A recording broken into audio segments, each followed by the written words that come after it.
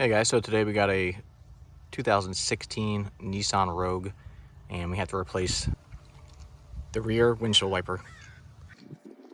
Here's what we're going to be replacing it with. I'll put a link in the description. I got it off Amazon, and I'll also put a link in the comments. So to take this off, it's really simple. Just fold it back so you can get the wiper to clear the windshield, and it'll just pop right out just like that. This right here fits into this slot right here. So it's really simple. This slot right here is what we're going to be using to remove it and to reinstall. So here's a view side by side of the two rear wipers. You see the setup exactly the same, so be easy to reinstall. To reinstall, same process. You got to get this back far enough, and then this will slide inside.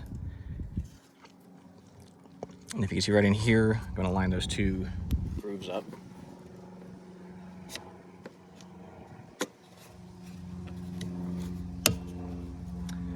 And you should hear that click sound. That'll know that it's secure inside and the install is complete. Well, it's as simple as that. Thanks guys for watching.